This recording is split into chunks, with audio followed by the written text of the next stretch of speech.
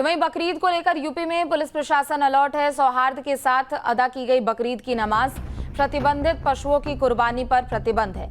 संवेदनशील इलाकों में ड्रोन और सीसीटीवी से निगरानी की जा रही है। त्योहार को सकुशल संपन्न कराने के लिए पुलिस मुस्तैद है। तो बकरीद को लेकर यूपी में चप्पे चप्पे पर पुलिस प्रशासन अलर्ट है। सौहार्द के साथ अदा की गई बकरीद की नमाज और तस्वीरें देखिए आपके सामने, जहां पुलिस प्रशासन एक तरफ लोगों से शांति व्यवस्था कायम करने की अपील कर रहा है, तो दूसरी तरफ संवेदनशील इलाकों में ड्रोन और सीसीटीवी से निगरानी की जा रही है।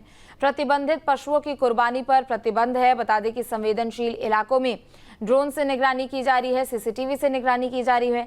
त्योहार को सकुशल संपन्न कराने के लिए पुलिस की मुस्तैदी नजर आ रही है। जगह जगह पर फ्लैग मार्च भी निकाला गया। लोगों से शांति व्यवस्था कायम रखने की अपील की जा रही है। सोशल मीडिया पर भी पुलिस की पैनी नजर है।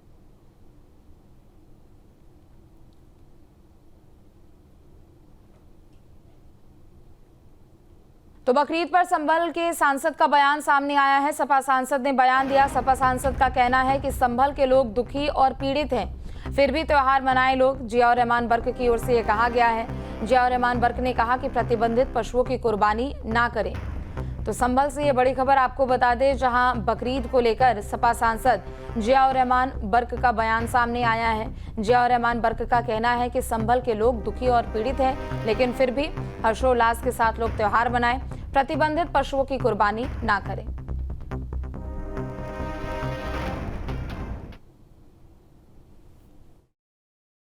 संभल के लोग दुखी हैं, पीड़ित हैं, लेकिन फिर भी त्योहार का अल्लाह का हुक्म है तो अपने त्योहार को मनाया जाता है। तो हम अपने त्योहार को मना रहे हैं और मेरी सभी से गुजारिश है कि आप सभी मेरे जो सम्मानित मेरे बुजुर्ग और नौजवान साथी और मेरी माँ बहनें जहाँ तक मेरी आवाज़ पहुँचे कि आप अपनी जो कुर्बानी है, जो प्रतिबंधित पशु है सरकार की तरफ से, उसको छोड़ करके बाकी जो पशु हैं जिन पर कुर्बानी जायज़ है उन पर आप अपनी कुर्बानी करें। तो वहीं फिरोजाबाद में बीजेपी ब्लॉक प्रमुख पर पत्नी ने आरोप लगाए हैं। 35 साल की बेटी और पत्नी का उत्पीड़न का आरोप लगा है। पुलिस पर कार्रवाई नहीं करने का आरोप है। कोर्ट में केस पहुंचने पर मारने की धमकी देने का भी आरोप लगाया गया है। तो 35 साल की बेटी और पत्नी का उत्पीड़न करने का आरोप है। ये बड़ी खबर फिरोजाबाद से आपको बता दें, जहां बीजेपी ब्लॉक प्रमुख पर पत्नी ने गंभीर आरोप लगाए हैं। तो फिरोजाबाद से ये बड़ी खबर आपको बता दें, आरोप लगाए गए हैं। 35 साल की बेटी और पत्नी का उत्पीड़न करने का आरोप लगाया गया है। पुलिस पर कार्रवाई नहीं करने का भी आरोप लगा है। तो वहीं दूसरी तरफ बता दें कि मुकदमा दायर करने को भी लेकर आरोप लगाया गया है। कोर्ट में केस पहुंचने पर मारने की धमकी दी गई है, ऐसा आरोप लगाया गया है।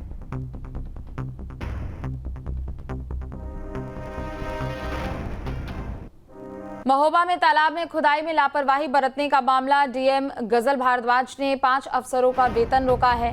बता दें कि जल संरक्षण कार्य में लापरवाही पर नहीं मिलेगी राहत, ये कहना है डीएम का। 15 जून तक वृक्षारोपण स्थलों पर तारबंदी और सिंचाई के निर्देश दिए गए हैं। तो महोबा में तालाब में खुदाई में लापरवाही बरतने का मामला, डीएम गजल भारद्वाज ने 5 अफसरों का वेतन रोका है और ये साफ कहा है कि कार्य में लापरवाही अगर बरती जाएगी तो किसी को राहत नहीं मिलेगी, कार्रवाई उनके खिलाफ जारी रहने वाली है। बता दें कि 15 जून तक वृक्षारोपण स्थलों पर तारबंदी और सिंचाई के निर्देश दिए गए हैं।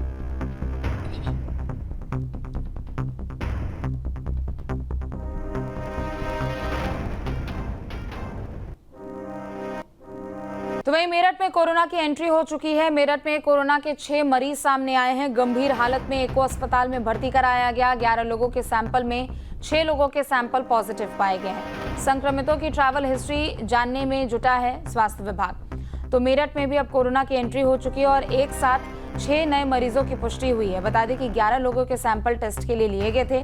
11 में से 6 लोगों के सैंपल पॉजिटिव पाए गए हैं और अब स्वास्थ्य विभाग उनकी ट्रैवल हिस्ट्री निकालने में जुटा हुआ है। लोगों से एहतियात बरतने की भी अपील है।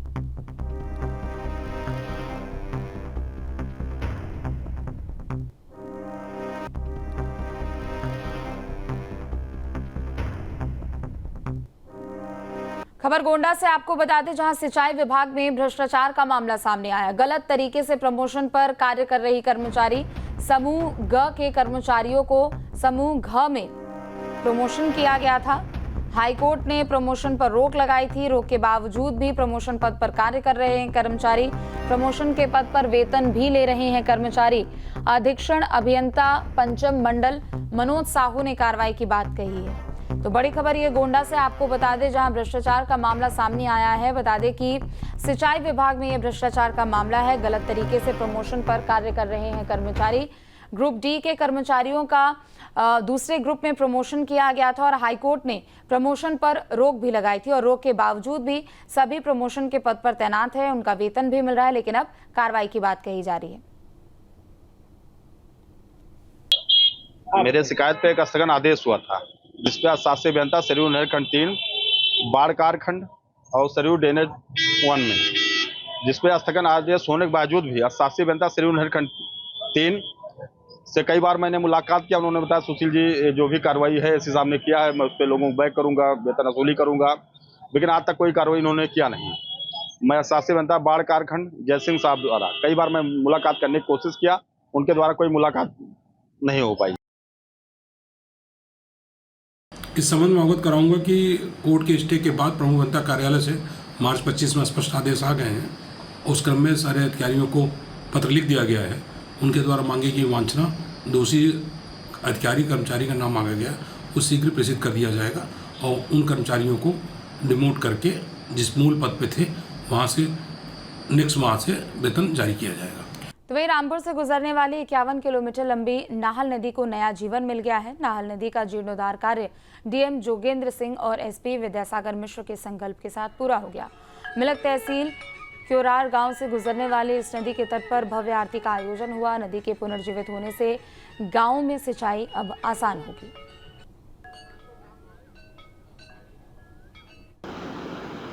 कई बार ऐसा होता है कि जब हम संकल्प लेते हैं तो कुछ कठिनाइयाँ आती हैं। जैसे इस संकल्प में एक बाधा अतिक्रमण था। नदी का अस्तित्व समाप्त होने के पीछे कारण था कि लोगों ने अतिक्रमण कर रखा था। तहसील प्रशासन और पुलिस प्रशासन के द्वारा सभी लोगों से समन्वय स्थापित करते हुए अतिक्रमण को हटवाया गया और नदी को पुनर्जीवित किया गया। हमारा जो जनपद रामपुर है उसकी तहसील मिलक ब्लॉक मिलक में ये एक नाहल नदी थी और इस पर काफ़ी अतिक्रमण हो गया था और मृत प्राय एक तरीके से स्थिति में पहुंच गई थी और हम लोगों ने इसको नरेगा के तहत पूर्ण रूप से इसका जीर्णोद्धार कराया है। और कल गंगा दशहरा पर इसकी जो एक प्रोग्राम था गंगा आरती का, वो हम लोगों ने कराया है।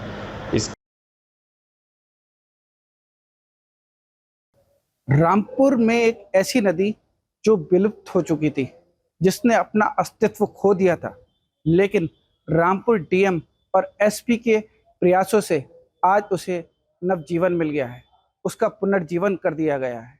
रामपुर एसपी और डीएम के प्रयासों से उस नदी में फिर से पानी बहना शुरू हो गया है।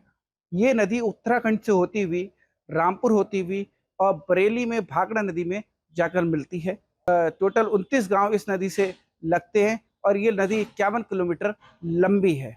इस नदी के पुनर्जीवन से इतने सारे गांवों की सिंचाई होगी और वहां पर साथ में सिंचाई के साथ साथ उस गांव के लोगों का विकास भी होगा।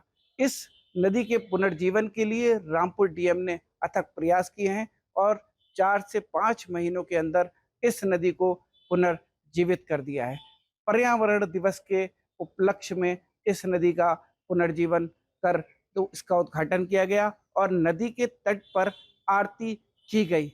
रामपुर डीएम ने एक प्रण लिया है कि रामपुर में जो और भी सहायक नदियां हैं जो विलुप्ति के कगार पर हैं, उसको भी पुनर्जीवन दिया जाएगा, उसको भी दोबारा से पुनर्जीवित किया जाएगा। रामपुर से न्यूज स्टेट के लिए दिवाकर गौड़। जहां भक्ति है हर शब्द में, कथाओं में छिपे हैं दिव्य रहस्य और ज्योतिष देता है जीवन को दिशा। धर्म से जुड़ी हर बातों को जानने के लिए हमारे चैनल स्तुति को सब्सक्राइब करें। चैनल पर जाने के लिए इस लिंक पर क्लिक करें।